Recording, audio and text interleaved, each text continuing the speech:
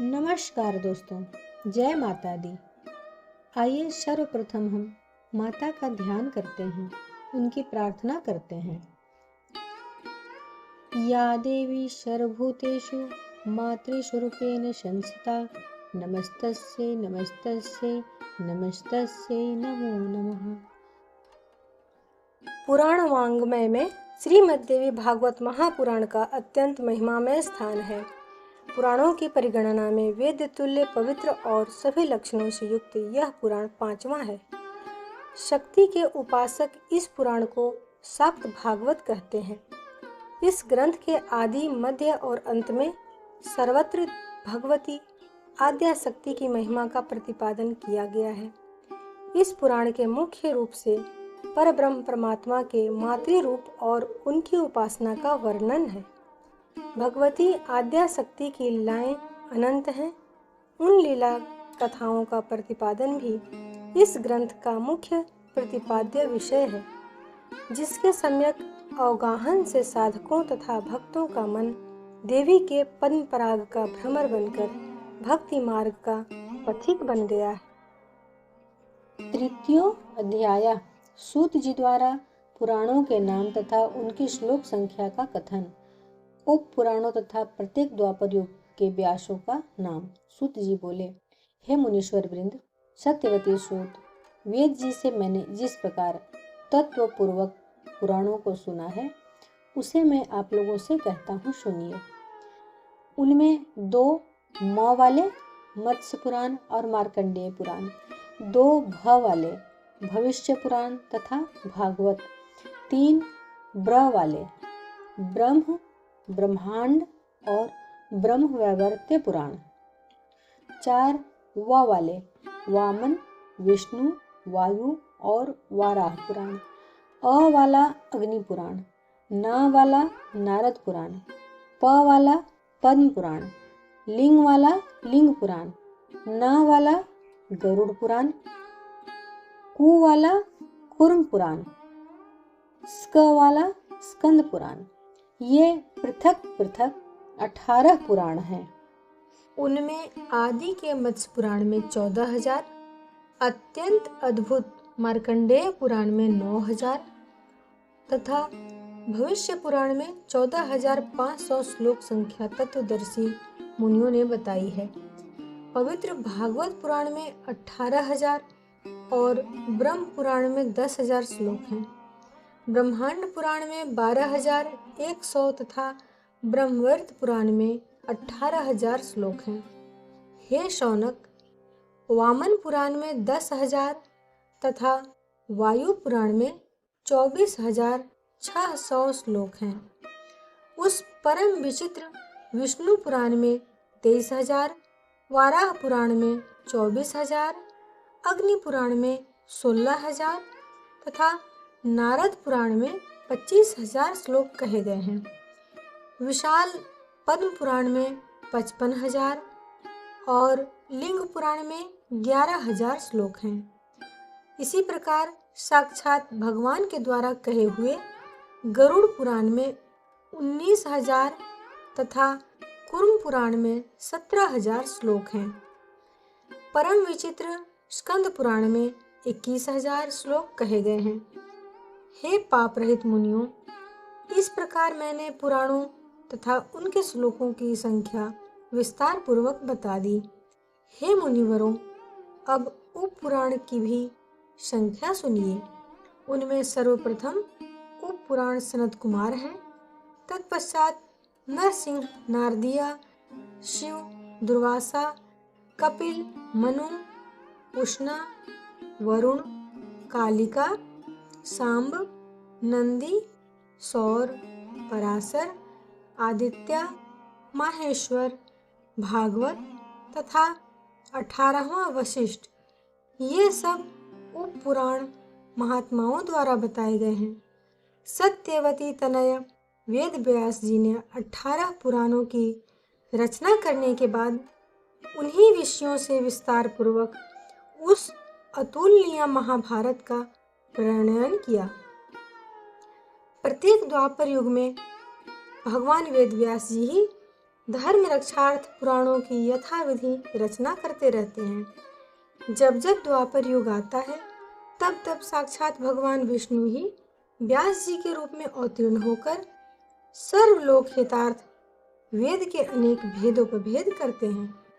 विशेषकर कलयुग में ब्राह्मणों को अल्पायु एवं अल्प बुद्धि जानकर वे युग युग में पवित्र पुराण संहिताओं का निर्माण करते हैं।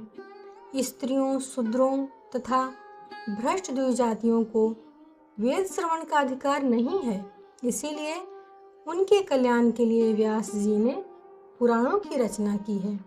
हे श्रेष्ठ मुनिगण, इस वैवस्वत नामक शुभ 7वें मनवंतर के 28वें द्वापर युग में परम धर्मनिष्ठ सत्यवती पुत्र मेरे गुरु श्री व्यास जी हुए और 29वें द्वापर में द्रोणी नाम के व्यास होंगे। इनके पूर्व भी 27 व्यास हो चुके हैं, जिन्होंने प्रत्येक युग में अनेक पुराण संहिताएं रची हैं। ऋषियों ने कहा, हे महाभाग सूत जी, अब आप पूर्व काल में प्रत्येक द्वापर युग में अवतीर्ण हुए पुराण वक्ता व्यासों की कथा कहिए। सूत जी बोले, सृष्टि के बाद सर्वप्रथम द्वापर युग में स्वयं ब्रह्मा जी ने ही व्यास के रूप में प्रकट होकर वेदों का विभाजन किया। दूसरे द्वापर में प्रजापति व्यास बने, तीसरे द्वापर में शुक्राचार्य, चौथे द्वापर में बृहस्पति, 5वें में सूर्य तथा छठे में यमराज ही साक्षात व्यास बने थे। 7वें द्वापर में इंद्र, 8वें में वशिष्ठ मुनि, 9वें में सारस्वत और 10वें द्वापर में त्रिधामाजी व्यास हुए। 11वें में त्रिवृष, 12वें में भारद्वाज मुनि, 13वें में अंतरिक्ष और 14वें द्वापर में धर्मराज स्वयं व्यास बने। 15वें द्वापर में त्र्यारुणी, 16वें धनंजय, 17वें में मेधातिथि तथा 18वें द्वापर में व्रति मुनि व्यास हुए। 19वें में अत्रि, 20वें में गौतम और 21वें द्वापर में हरियात्मा उत्तम नामक व्यास कहे गए हैं। 22वें में बाजस्रवावेन, 23वें में अमुष्यायन सोम, 24वें में तृणबिंदु तथा 25वें द्वापर में भार्गव व्यास हुए। 26वें में शक्ति, 27वें में जातुकर्ण्य और 28वें द्वापर में कृष्ण द्वैपायन जी व्यास हुए। इस प्रकार 28 व्यासों के नाम जैसा मैंने सुना था वैसा बता दिया। इन्हीं कृष्ण द्वैपायन व्यास जी के द्वारा कहे गए श्रीमद् देवी भागवत पुराण को मैंने सुना था, जो पुण्यप्रद, सब प्रकार के दुखों का नाश करने वाला, सब प्रकार के मनोरथ पूर्ण करने वाला, मोक्षदाता, वैदिक भावों से ओतप्रोत तथा सभी आगमों के रसों से परिपूर्ण, अत्यंत मनोहर एवं मुमुक्षु जनों को सदा प्रिय लगने वाला है। जिस अत्यंत पवित्र पुराण को रचकर व्यास जी ने अरणी के गर्भ से उत्पन्न विद्वान महात्मा एवं विरक्त अपने पुत्र सुखदेव जी को पढ़ाया था, हे मुनिवृंद, उसी रहस्यमय महापुराण श्रीमद् देवी भागवत को मैंने भी करुणा सागर अपने गुरु व्यास जी के मुख से संपूर्ण रूप से यथार्थतः सुना तथा उनकी कृपा से उसे हृदयंगम कर लिया है।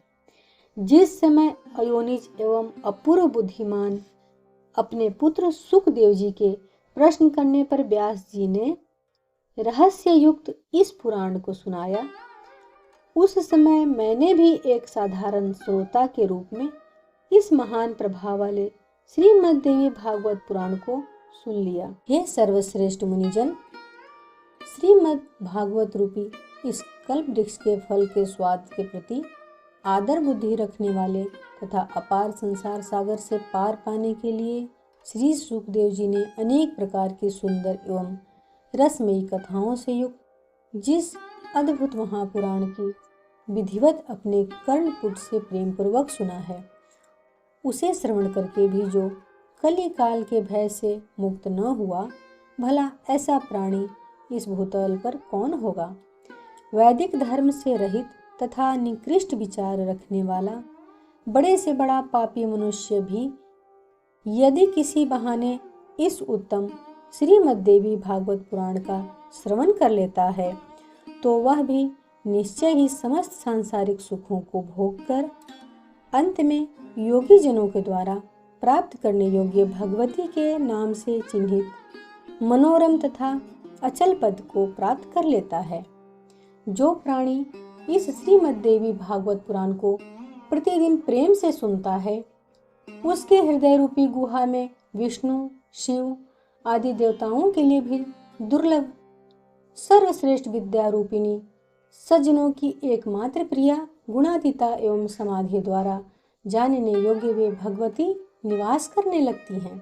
अतः सर्वांग सुंदर इस मानव तन को पाकर संसार सागर के अगाध सलील के से पार होने के लिए जलयान के समान परम सुखदायी श्रीमद्देवी भागवत पुराण एवं उसके वक्ता को प्राप्त करके भी जो मूर्ख इसका श्रवण नहीं करता, वह विधाता के द्वारा वंचित ही कहा जाएगा। इस दुर्लभ मनुष्य देह में दोनों कानों को प्राप्त करके भी जो सांसारिक मनुष्य केवल दूसरों के दुर्गुणों को ही सुना करता है, वह अधम मंदबुद्धि चारों उत्तम पदार्थों को देने वाला तथा सब रसों से परिपूर्ण इस निर्मल पुराण को भूतल पर क्यों नहीं सुनता।